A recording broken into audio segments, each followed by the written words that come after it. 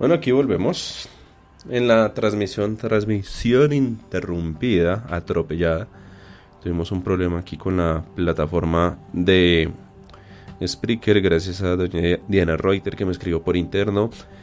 También gracias a don Camilo de Software Libre y a Luis Twork en el grupo en Telegram. También me avisaron. Y a Johnny Ramírez desde Faca que nos escucha, nos dice, como diría el pibe, todo bien, todo bien. Muchas gracias aquí a Johnny Ramírez que nos escucha desde Facatativa. Aquí retomando esta transmisión de hoy aquí en Pos la Verdad, en donde estábamos hablando con el tema del aborto. Alcancé a escuchar la última parte en donde me quedé. Uy, sí, siempre me quedé hablando solo un buen rato. Les estaba hablando que, claro, los uribistas estaban diciendo que no, que eso es pecado, que tal cosa, ¿cierto? Y es que la Corte Constitucional, como una corte de justicia que es en un estado laico, sus decisiones son basadas en derecho, sopesadas y argumentadas mediante unos conceptos científicos, guiándose incluso con el tema del método científico. Porque lo que busca la Corte, cada uno de sus magistrados, es que sus ponencias, sus fallos, sean lo más coherente posible con el entorno constitucional que tiene Colombia.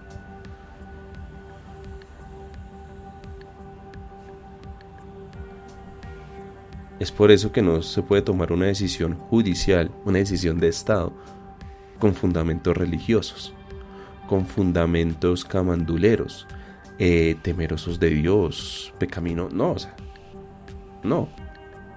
Eso no se hace acá. Eso no se hace en un Estado como este. Muy seguramente será un Estado como el Vaticano o como otro Estado que sí le rinde pleitesía a una religión determinada, ¿cierto? Pero en Colombia no. La jurisprudencia así lo ha establecido la misma base constitucional. Y bueno, aquí saludamos a doña Diana Reuter que hizo hola de nuevo y Diego Alejandro Arevalo dice Lolita Express salió en defensa de los niños. Sí. Por poco sale Garabato, pues Garabato no, sino Garavito, a decir que también él rechaza el tema del aborto. Y eso que Garavito narra que lo esté rechazando porque él se volvió cristiano. No le estoy criticando eso, cada quien verá lo que hace con su vida y más que todo en una etapa de resocialización que es la finalidad de la pena. Pero sí sé, y lo sacaron en su momento en diferentes programas y documentales y demás, que Garavito se estaba volviendo cristiano y que por eso él merecía salir y un poco más de cosas. Pero bueno, eso no lo va a tomar en cuenta un juez de ejecución de penas. Que si Garavito se vuelve o no cristiano, si una iglesia cristiana lo certifica como un nuevo pastor, seguidor, feligres, lo que sea, no. A verificar otras cosas que sean acordes a una ley que fue examinada en su momento por esa misma Corte Constitucional. Y esa ley, que está dentro de ese enfoque constitucional, determinará si de pronto una persona como Garavito no, cumpliendo esos requisitos, pueda salir libre en dado caso. ¿Por qué? Porque a Garavito también lo cobijan ciertos beneficios. No lo cobijan cuestiones reaccionarias, por ejemplo. Es por eso que una persona como Uribe, con todo su pasado y demás, le cobija el debido proceso. Y ha sido todo tan garante que se ha permitido que Uribe renuncie a su fuero como congresista, haciendo un lado a la Corte Suprema, que su proceso pase a la jurisdicción ordinaria, en donde el fiscal de bolsillo Barbosa pone a otro más de bolsillo como lo es el fiscal Jaimes, para que actúe como abogado defensor de Uribe, pidiendo la preclusión de su proceso, dilatándolo más. Todo eso está dentro de las garantías procesales, que se pueden controvertir, sí. Y eso es lo que están haciendo los otros abogados que están acusando a Uribe y que están pidiendo que el proceso continúe, o en donde incluso salen personas y dicen yo soy víctima del señor Uribe por esto y esto y esto, y se acreditan como tal, a pesar que la fiscalía está haciendo lo que no tiene que hacer, porque es que la fiscalía tiene que acusar, no defender. Lo de la defensa eso lo hacen los abogados, los defensores de oficio, y buenos abogados y grandes abogados tiene Uribe, entonces como para que esté la fiscalía. O sea, si se dan cuenta, todo ha sido muy garante. ¿Se puede criticar? Sí. Entonces, ¿una persona como Uribe tiene derecho a esas garantías? Claro que sí. Una persona como Piedad Córdoba, lo hablábamos ayer. Hoy están saliendo unos señalamientos, unos testimonios, un poco de cosas. Bueno, hay que llevar eso ante una justicia, ante un juez, sopesar cada una de las pruebas. verificar que lo que están diciendo, o si sencillamente están recauchando algo que ya fue juzgado, que es cosa juzgada, que fue el tema de haber decretado las pruebas del computador de Raúl Reyes como algo no válido, como algo que no puede ser fiable, que no se puede utilizar porque sencillamente se rompió la cadena de custodia. A la hora de tener esas pruebas, practicarlas y analizarlas.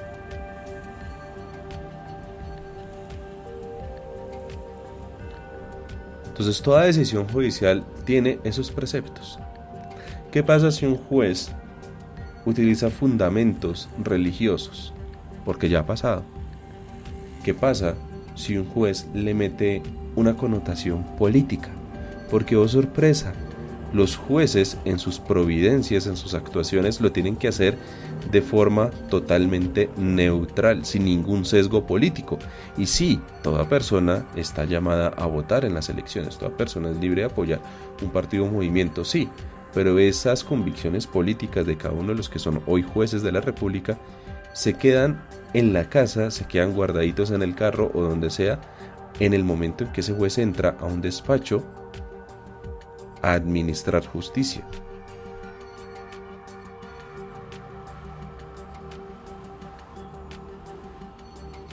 Y ustedes, no sé si recuerdan, salió una juez de garantías en donde regañó a los de la primera línea. Es que, muchachos, ustedes no tienen por qué hacer ese tipo de cosas. La protesta se tiene que garantizar. Pero es que salir a tirar piedra, a llamarse primera línea, organizarse como se estaban haciendo, eso no es correcto, eso deslegitima el derecho a la protesta. Y resulta que esta señora que estaba haciendo ese tipo de pronunciamientos es una juez de control de garantías. Y la función de un juez de control de garantías está el velar que se le respeten todas las garantías procesales en esa etapa preliminar a cada uno de los imputados o de los investigados. No en emitir juicios de valor. Y eso lo cuestionamos y lo rechazamos aquí en este podcast. Es más, dijimos que muy seguramente esa jueza tendría que haber sido investigada por el Consejo Superior de la Judicatura. Lastimosamente, en eso sí no le da trascendencia a la prensa, pero sí salió en Caracol, sí salió en Revista Semana, sí salió en RCN. Es una jueza, regañó a los jóvenes de la primera línea, les dijo sus verdades. Eso no es la función de una juez de control de garantías. Emitir esos juicios de valor, emitir esos reproches frente al comportamiento y la actuación de unos jóvenes que estaban ejerciendo su legítimo derecho a la protesta. A esa jueza solo le debe interesar apegarse a lo que dice la Constitución y las leyes, en velar todo el tema del debido proceso. Entonces se dan cuenta que cuando un juez se sale de ese marco legal y constitucional y empieza a hacer cosas que no son acordes, que no compaginan con su puesto, con su cargo, con esa dignidad que está ejerciendo como juez de la República, raya, se ve feo, chilla, o sea, es como si metieran un color fluorescente y chillón y, o sea, no. Es lo mismo que pasa, por ejemplo, con un árbitro de fútbol. Dicen que el buen árbitro de fútbol es aquel que no se hace sentir en el partido. Un buen juez hace eso. Un buen juez no se hace sentir. Un buen juez se conoce mediante sus autos, mediante sus providencias, y la gente puede que comparta o no comparta, pero sencillamente acepta lo que ese juez decide. Eso fue lo que pasó con la Corte. Y todas las críticas, es que créanme, todas las críticas están centradas en connotaciones religiosas, en connotaciones moralistas. Es que la Corte está desconociendo eso, es que la Corte está promoviendo el genocidio, la masacre. No. La Corte sencillamente dio razón en el sentido que un Estado como el colombiano no tiene por qué perseguir penalmente a una mujer que, en libertad frente a su propio cuerpo, decide realizarse, practicarse un aborto. La Corte no le está diciendo que ahora todas las mujeres tienen que ir a abortar a los 6 meses de embarazo. No. La Corte está diciendo que si usted lo quiere hacer, y teniendo en cuenta los trámites engorrosos y las largas que le ponen en las EPS, lo puede hacer incluso hasta la semana 24. Si usted tuvo un retraso y le da el examen positivo, y si usted se practica el aborto, no va a tener problemas. Pero si la EPS le empieza a alargar el tema, o tiene complicaciones de las que sea, burocráticas, tramitológicas, lo que sea, médicas, lo que sea, y se le alarga el tema, puede tener hasta la semana 24 para hacerlo. De forma justificada, obviamente. Pero la Corte no está diciendo que con la despenalización del aborto sencillamente todas las mujeres tienen que abortar y que se van a acabar los niños en Colombia. Eso estaban diciendo unos tuiteros uribistas. Es que la Corte va a acabar con la infancia, está cometiendo un genocidio. ¿Cuál genocidio? ¿Desde cuándo permitir que una mujer en un caso particular pueda abortar es genocidio?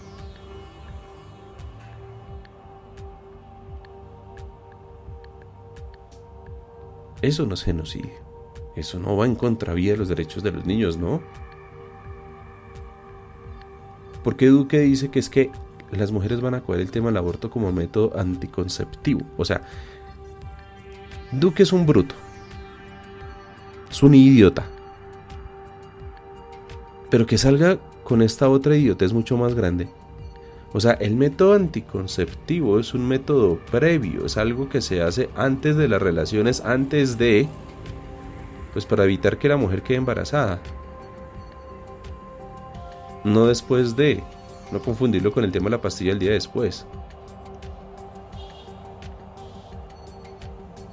O sea, que la mujer que está embarazada va a utilizar el tema del aborto como método anticonceptivo es literalmente buscar el muerto río arriba. Es que no hay otra razón para entender la estupidez que dijo Duque siendo presidente de la República. Y lastimosamente eso lo están replicando seguidores o no seguidores de Duque que se oponen hoy al tema del aborto. Es que las mujeres que producen el aborto van a ser mujeres cancerígenas. No hay prueba suficiente a nivel científico que establezca que por un procedimiento de esta clase una mujer pueda generar cáncer. Puede generarlo, sí, pero si se hace en un sitio clandestino, que es lo que ha venido pasando.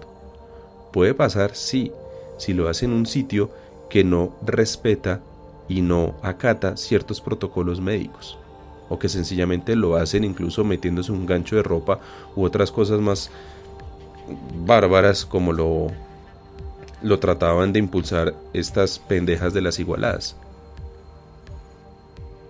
Porque estas viejas hace como unos 2 años sacaron un video diciéndole y enseñándole a una mujer cómo abortar en casa. Ojo, uno puede estar de acuerdo con el aborto, pero uno no puede estar de acuerdo con que se hagan esas cosas en la casa. ¿Por qué no? Es que cualquier procedimiento médico, haciéndolo uno mismo en su casa, puede ser peligroso. Y mucho más un tema tan delicado como lo del aborto. Lo que busca la Corte Constitucional es que el aborto, cuando se haga con todos los protocolos necesarios, médicos, rigurosos, para que garanticen una probabilidad menor que la mujer fallezca o que quede con secuelas por haberse practicado ese aborto.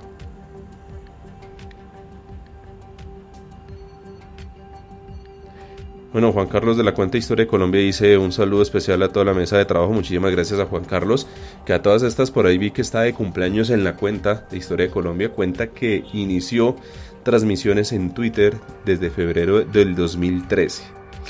Eso es mucho tiempo, así que las felicitaciones a Juan Carlos por la cuenta de Historia de Colombia. Bueno, hay que volver aquí al podcast para que volvamos a hablar otra vez de esa muy buena cuenta. Los invitamos a que le echen una pasadita o a que lo saluden en el grupo oficial en Telegram, porque Juan Carlos está aquí con nosotros. Y Diego Alejandro Arevalo dice: ¿en qué están? Es que están asustados de que ya no pueden bombardear niños. Sí.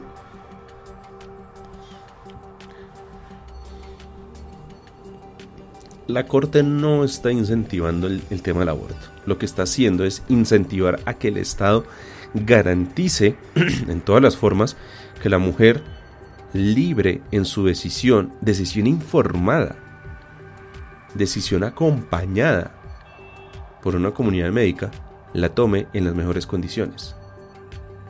Es que no es lo mismo sacarse usted mismo una muela con un alicate con un hombre solo, que puede ocasionar problemas, incluso coágulos y otras cosas graves, a que usted vaya a un odontólogo y se quite una muela.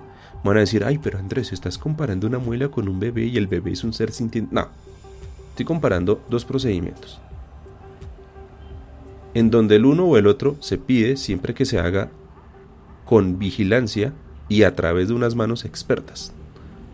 Entonces meterse un gancho de ropa para que una mujer haga un aborto en su casa es algo absurdo, es algo irresponsable que no tiene por qué seguir sucediendo en Colombia.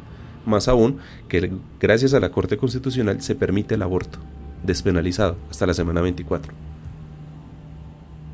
¿Qué es que esto se va a enfocar entonces para que todas las mujeres se embaracen a propósito y aborten? No. Y eso es absurdo. Nomás ese postulado es ridículo. ¿Qué mujer, en su sano juicio, se va a hacer embarazar para poder irse a abortar? ¿Es que acaso el aborto es placentero? ¿Acaso el tema del aborto es algo que es como, ¡pum!, ya, lo sacó, lo escupió? No, es un procedimiento quirúrgico, es un procedimiento invasivo. Y yo no veo aquí gente feliz yéndose a operar, salvo las que pagan por estas clínicas estéticas para llenarse de silicona y hacerse la lipo o cosas de esas. Y mire que tantos casos han salido de mujeres que han quedado o con secuelas gravísimas, con malformaciones o incluso muertas. Gracias por la mención, dice Juan Carlos. No, gracias a Juan Carlos por hacer parte de Pues la Verdad, por acompañarnos y los mejores éxitos y felicitaciones ya en este cumpleaños tuitero. Febrero de 2013 inició transmisión la cuenta Historia de Colombia en Twitter, en donde nos instruye casi a diario sobre los hechos históricos más importantes, relevantes y curiosos de Colombia y también de la región, porque por ahí he visto que también Juan Carlos ha aprovechado y ha colocado uno que otro trino hablando sobre datos históricos que tienen que ver incluso con Colombia, pero a nivel internacional. Continúo. El Estado, no es función del Estado decidir si castiga a una mujer, a una persona libre que ejerce derecho sobre su propio cuerpo. Esa no es función del Estado, o no de este Estado colombiano. Y eso es lo que entendió la Corte. Lo entendió en su momento de una forma limitada en el 2006. Lo entendió en este momento, ahora, ayer, 21 de febrero de 2022, de una forma mucho más amplia. Y es que eso es la jurisprudencia. La jurisprudencia no es algo fijo, la jurisprudencia es cambiante. La jurisprudencia, que es una fuente del derecho y que constituye y hace parte del bloque de constitucionalidad, es cambiante, se va adaptando, porque las leyes no son arcaicas y no son férreas, y es que de aquí no nos movemos, ¿por qué no? Y el mejor ejemplo era lo que yo decía hace unas semanas atrás con el tema Uber, otra vez más. ¿Cómo es posible que un grupo de taxistas, que ni siquiera son jueces de la República, que ni siquiera son abogados, vienen a decir que lo que está haciendo Uber es ilegal porque sencillamente en una ley del año 96 que regula el tema de los taxis, en ningún lado menciona a Uber, y que por ese simple hecho, por un vacío legal, y al no mencionar a Uber en una ley del año 96, entonces Uber es ilegal? Entonces ahí es donde uno pregunta, bueno, ¿y quién carajos tenía un smartphone, un celular inteligente, con Wi-Fi, con conexión de Bluetooth, con lo que sea, en donde pudiera bajar de una tienda de aplicaciones una aplicación como Uber en el año 96? O sea, es ridículo, es absurdo. Pero sí, ese es el argumento de los taxistas. Porque ese es el argumento que utilizan aquí los camanduleros, los pro vida. Son argumentos arcaicos, conservadores. Es que la ley es esa y aquí no se mueve, esto no sale de acá. No, la ley es cambiante. El Estado va mutando, va cambiando. Se adapta a las nuevas generaciones. Se adapta a lo nuevo que tiene que haber. ¿O por qué creen que somos todo un Estado que exigimos una copia de la cédula del 150 ampliada con huella y doble huella y autenticada ante notario? Porque es que yo necesito saber si el de la cédula es usted o es otro. No. Eso es propio de un Estado arcaico.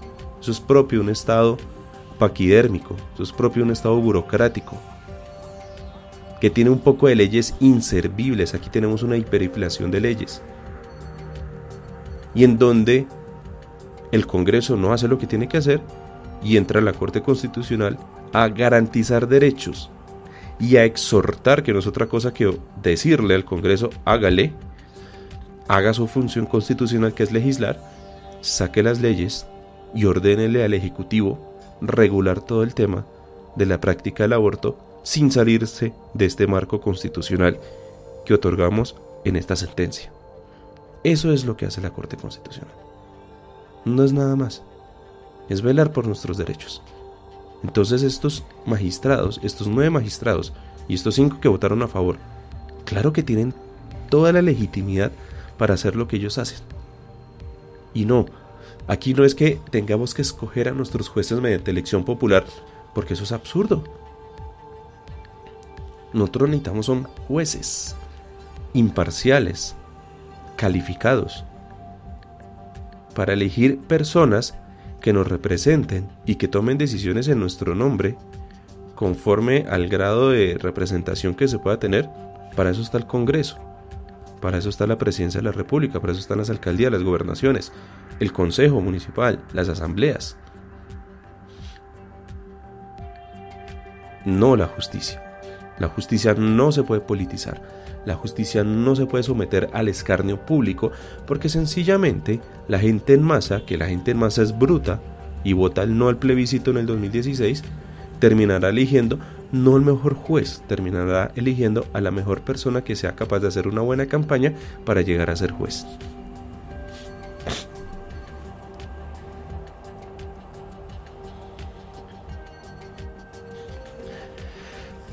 Dice Alejandro de la voz del Papa Ordóñez, el tocayo. Sería bueno el podcast de leyes que ya no funcionan en Colombia. No. Colombia es estadísticamente Colombia es de los países que más leyes tiene. Y Colombia es un país que para todo le saca ley. Comenzando por la misma Constitución. Curiosamente, la Constitución de Colombia era para que solo fuera la parte de derechos fundamentales y ya con eso ya es muy largo. Hay países que tienen una constitución de 1 página, 2 páginas, un libro con 10 artículos, algo así. Pero nuestra constitución es de 300 y algo artículos, si mal no recuerdo. Es un código. ¿Por qué? Porque en su afán los de la Asamblea Nacional Constituyente, para meterle todo rango constitucional, o sea, que quiere decir que es de norma de normas, pues metió todo. Le faltó decir que cuál era la receta del arroz con pollo y cuál era la receta constitucional del sancocho, de la bandeja paisa del ajiaco o el tamal. De rango constitucional, porque realmente metieron todo, o sea, metieron toda la parte del Estado. ¿Era necesario? No, porque la misma Constitución, en un artículo general, que al fin y al cabo la Constitución es una norma general, hubiera sacado un artículo diciendo: el Congreso de la República en los siguientes años, del año 91 al año 93, va a tener que sacar todo un estatuto de conformación del Estado, que se regirá bajo un Estado de 3 ramas del poder público, con organismos independientes tipo Banco de la República, Universidad Nacional y otras cosas más, y las funciones del Congreso, que va a ser sacar leyes, ejecutivo estas, judicial estas, y ya. Y sáquelo todo por ley, pero no, todo lo quería sacar desde la Asamblea. ¿Por qué? Porque es que también se entiende ese afán de tener todo en el rango constitucional, pues para no volver a tener lo que teníamos antes en la Constitución de 1886. O sea que, por ese miedo, por esa inmadurez de país, pues terminamos metiendo hasta el sancocho en la Constitución actual. Que eso sea bueno, que sea malo, pues personalmente no me gusta, porque realmente las constituciones de cualquier otro país serio, civilizado, es un estatuto de normas claro, sencillo, que en muchos casos ni siquiera pasa 1 página. Dice Juan Carlos: el problema radica es que hay quienes politizan los intereses comunes para generar oposición. Misma historia como cuando se politizó el derecho a la mujer a ser ciudadana y a votar, imaginen. Es más, el tema, y aquí Juan Carlos me corregirá, el tema del voto de la mujer salió gracias a Rojas Pinilla. Y el gobierno de Rojas Pinilla no es que haya sido muy democrático, que digamos. Además, algunos lo califican como la dictadura de Rojas Pinilla. Y en esa dictadura pues se hicieron cosas: el voto a la mujer, el SENA, el Seguro Social, el Aeropuerto del Dorado, la Avenida 26, bueno, muchas cosas. Ahí Juan Carlos nos podrá contar. Oye, interesante contar sobre todos los avances que tuvo Colombia en esa dictadura de Rojas Pinilla, que por cierto estos avances no es que haya decirlo, sí, que haya sido una buena dictadura. No, dictadura es dictadura, ya, por lo tanto es malo. Pero hubo esos avances y eso pues hay que reconocerlos.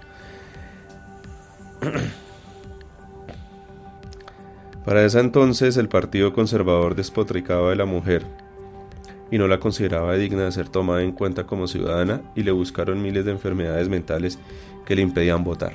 Muchas de esas normas, muchas de esas concepciones que consideraban a la mujer como un ser incapaz, en donde el que asumía su representación era el pater familias, o sea el papá, y esa representación y esa tutoría, esa curaduría sobre los bienes de ella y sobre los derechos de ella, los intereses de ella como mujer, se las traspasaba al marido. Es por eso que el marido heredaba todo, la esposa no. Por eso el tema del divorcio era algo malo. Todo eso lo tumbó la Corte Constitucional, porque muchas cosas de esas siguieron vigentes a través del Código Civil colombiano. Y antes decían, pero es que eso estaba en la ley. El problema es que no hayan leyes buenas o malas, el problema es que qué clase de leyes tenemos. Y afortunadamente tenemos una Corte Constitucional que está muy pendiente de vigilar cada una de estas normas para que estén acordes a la Constitución y por lo tanto al contexto actual como país. Y dice aquí Juan Carlos, fue el gobierno de Rojas Pinilla, aunque era una dictadura, popularmente se le decía dicta blanda. Sí, oye, interesante poder hacer el programa sobre Rojas Pinilla con Juan Carlos. Bueno, no me quiero alargar más, yo ya llevo media hora acá de transmisión y en la otra había llevado como 50 y algo minutos, o sea que llevo como hora y pedazo aquí de programa, como hora y media.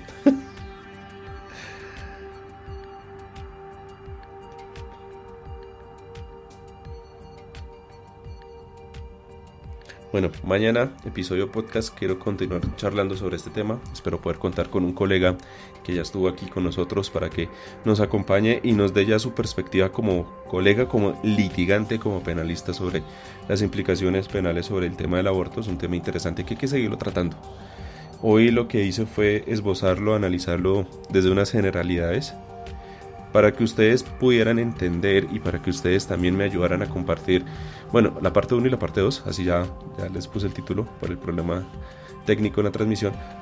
Ayúdenos a compartir estos dos episodios podcast o este episodio podcast en estos dos enlaces a cualquier persona que esté a favor o que esté en contra, para que pueda comprender, para que pueda entender, para que pueda tener elementos de juicio, para que le diga a cualquier otra persona, es que lo que hizo la Corte Constitucional no es que sea pecado, sencillamente obró en derecho, sencillamente obró conforme a un rango constitucional válido y legitimado por la misma Constitución.